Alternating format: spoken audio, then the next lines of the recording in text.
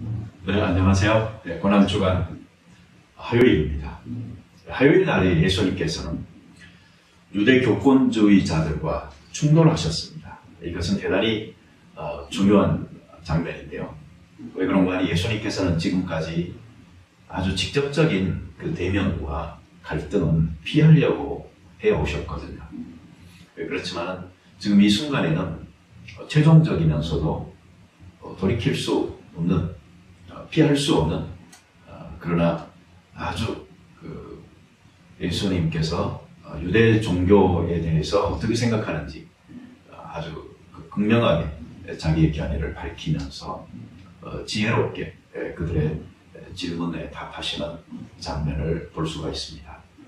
예수님의 일방적인 승리다라고 볼 수가 있는데요. 그건 그럴 수밖에 없는 것이 하나님을 믿는다고는 하지만 하나님의 그 마음을 바로 이해하지 못하고 율법의 조문에 얽매여서 경건의 능력은 상실한 채 경건의 모양만 가지고 있는 그 유대 교회 입장에서 반박할 수 없는 그 진리를 설파하시니 그럴 수밖에 없는 것이죠. 거기에 보면은 유대인들이 예수님의 권위에 대해서 질문을 던지고 있습니다. 예수님의 권위, 그것이 과연 하늘로부터냐 아니면 사람으로부터 난 것이냐, 이것에 대해서 그들은 질문을 하고 있습니다. 그런데 예수님께서는 아주 지혜롭게 물으시죠. 요한의 세례가 어디로부터냐, 그것을 너희가 답하면은 나도 답하겠다라는 말씀이신데, 이 대제사장들과 백성의 장로들은 이 질문에 대해서 답을 하지를 못합니다. 왜 그런가 하니 요한이 외친 것도 예수님이 외치신 것과 동일한 메시지였거든요. 하나님의 나라가 왔다라는 선포였는데, 그리고 회개하고 열매를 맺으라 라는 내용이 요한이 외친 그 내용이었어. 그런데 이 요한이 하늘로부터 권세를 받아서 이렇게 하고 있다라고 한다면은, 그런데 왜 너희들은 믿지 않느냐라는 것이 될 것이고, 또 요한의 그 권세가 하늘로부터 온 것이 아니다라고 했을 경우에는 그 백성들을 두려워하는 마음이 있어서 그들이 답을 잘 못했습니다. 왜 그런가 하니 백성들은 요한이 하늘로부터 와서 그러한 가르침을 베풀고 있다라고 다 생각하고 있었거든요. 그러니 그들이 답을 못하자 예수님은 나도 말하지 않겠다라고 말씀을 하셨습니다. 사실 어떤 사실에 대해서 명백하게 밝히는 것도 중요하지만 때로는 이렇게 지혜로운 답변으로 직접적인 충돌을 피하고 또 사역의 그 기회들을 갖는 것도 좋은 것이다 라는 것을 볼 수가 있습니다. 그러면서 예수님께서는 그 유대 종교 지도자들의 문제가 무엇인지 아주 정확하게 설파하시는 그 비유적 말씀을 세 가지를 하십니다. 그 첫째가 무엇인가 하니 두 아들에 관한 비유입니다. 포도원에 가서 일하라고 아버지가 말을 하는데 맏아들은 가겠다고 알겠다고 해놓고는 가지를 않습니다. 그런데 둘째 아들은 처음에는 내가 못 가겠노라 거절했다가 나중에 깨닫고 그리고 밭에 가서 일을 합니다. 그런데 이 둘 중에 어떤 아들이 아버지에게 순종할 것이냐라고 예수님께서 말씀을 하시고요. 세리와 창기들이 오히려 먼저 하나님의 나라에 들어갈 것이다 라고 말씀을 하십니다. 그러니까 복음은 믿느냐 안 믿느냐에 따라 이런 문제가 결정되어지는 것이지 어떤 혈육과 어떤 정에 의해서 되는 것이 아닙니다. 두 번째로는 악한 농부에 관한 비유를 예수님이 하시죠. 거기에 보면은 주인이 그 포도원을 만들고 농부들에게 그 경작할 수 있는 권리를 줬습니다. 세를 주고 이 타국으로 간 주인이 나중에 이제 수확철이 되어져서 열매를 구하기 위해 종들을 보내는데 그 종들을 심하게 때려버립니다.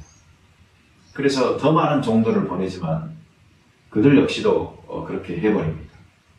그래서 이제 그 주인은 종들은 그렇게 했을지라도 내가 아들을 보내면은 좋겠다 싶어서 그 아들을 보내는데 그 악한 농부들은 이런 상속자니 이를 죽여서 그 유업을 우리의 것으로 차지하자라는 마음에서 그 아들을 죽이게 되는 것이죠.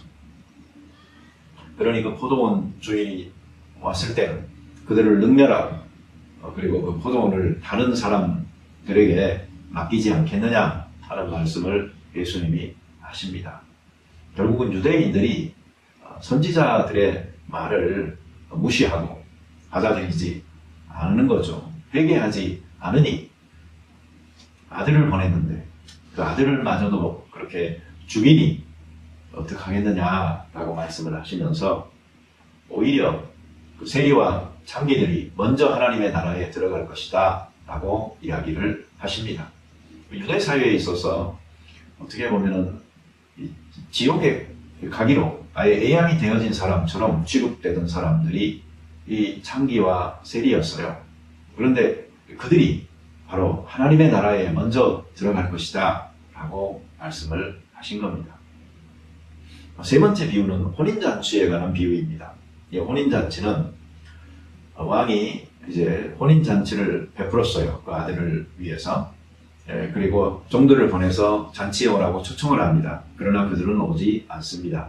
그래서 다시 또 종들을 보내서 오찬이 준비되어져 있으니 그리고 살찐 소와 짐승을 내가 잡아서 대접하려고 하니까 혼인잔치에 오시오라고 말을 하지만 그들은 돌아보지 않고 자기 밭으로 그리고 상업차로 다 바빠서 가고 그리고 종들도 잡아서 능욕하고 죽입니다. 그러니 왕이 노하여서 군대를 보내서 그들을 능멸하고 그 동네를 불사르고 이제 혼인잔치에 합당치 않은 사람들은 제외하고 사거리로 나가서 만나는 사람들을 다 혼인잔치에 오라고 청하시오 라고 이야기하는 것입니다. 그래서 많은 사람들이 왔습니다. 그런데 임금이 어떤 사람 앞으로 가서 친구야 어찌하여 예복을 입지 않고 여기 들어왔느냐 라고 말하고 그 사람을 바깥 어두운 곳에 수족을 결박해서 내어 던지라라고 이야기하여 그가 슬퍼하며 이를 갈리라 하고 이야기합니다. 이때 아주 중요한 말씀이 주어집니다. 청함을 받은 자는 많으나 택함을 입은 자는 적으니라. 사실 이 말은 오늘날 우리 그리스도인들에게는 뭔가 의미심장한 그런 말처럼 들릴 수가 있습니다. 이 교회 생활을 중심으로 해오는 사람에게 이 말은 아주 치명적일 수가 있어요. 잔치의 자리에 참여하여 즐기고는 있는데 부름은 받았는데 그러나 택함은 받지 못한 사람이 있을 수 있다는 것 얼마나 슬픈 일입니까?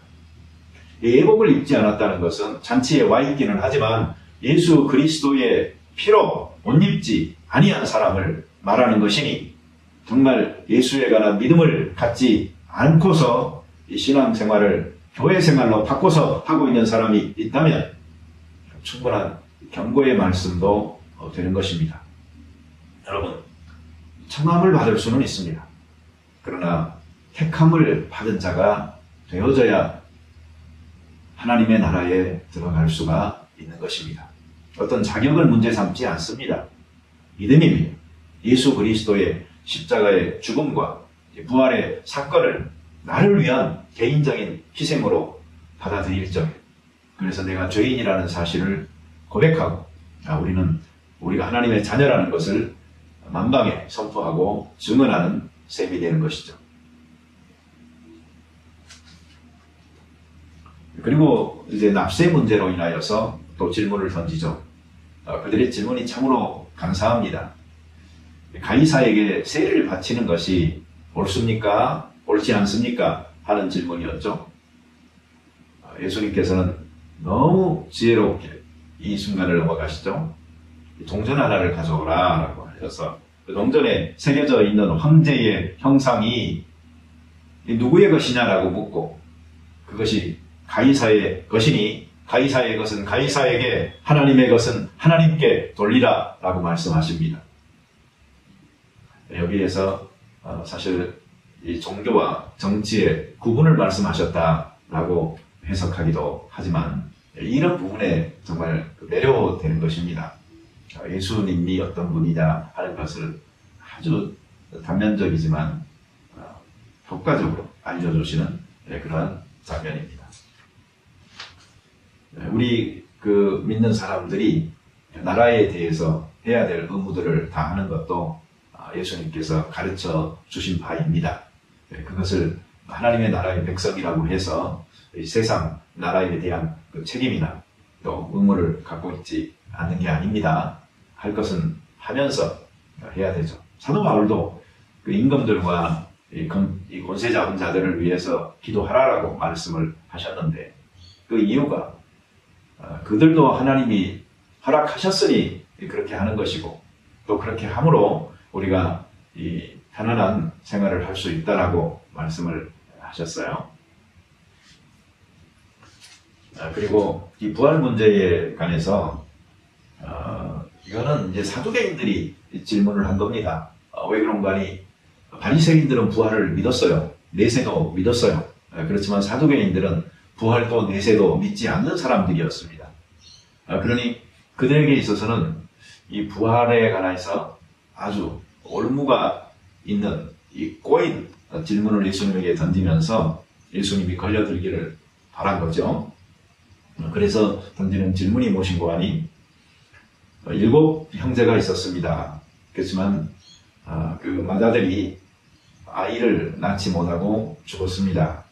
그래서 그 처가 둘째 아들이 이제 취하여서 그 대의를 잇도록 해줘야 될 의무가 있었는데 둘째 아들도 그렇게 죽었고 셋째도 죽었고 그래서 7명 전부의 그 아내가 되어진 여인이 한 명 있는데 이 사람이 나중에 부활하면은 누구의 아내가 되겠습니까? 하는 질문이었어요.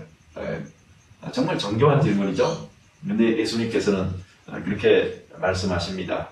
너희가 장가도 아니가고 시집도 갈 필요가 없는 그 나라에 대해서 너희가 오해를 하였다라고 말씀을 하는 거예요. 성경 좀 읽어라 라는 말이기도 하십니다. 참 놀랍죠? 예수님의 어떤 매력인 것 같아요. 아주 감탄할 수밖에 없는 부분입니다. 그리고 율법 중에 어떤 계명이 제일 큽니까? 라는 질문이 나오는데요. 예수님께서는 내 마음을 다하고 목숨을 다하고 뜻을 다하여 주 너의 하나님을 사랑하라. 이것이 가장 크고 첫째 되는 계명이다. 둘째는 내 이웃을 내 몸과 같이 사랑하라. 그러니까 이 두 계명이 온 율법과 선지자의 강령이다. 제일 큰 것이고 이것이 핵심이고 요약이다 하는 말이죠. 그리고 이제 또 한 가지 질문을 던지는데 이 그리스도가 다윗의 자손입니까? 이렇게 물었어요. 그렇지만 예수님께서는 이렇게 말씀하시죠. 다윗이 성령에 감동되어져서 그 그리스도를 주라고 칭하였으니 어떻게 그리스도가 그의 자손이 될 수 있겠느냐라고 말씀을 하셨어요.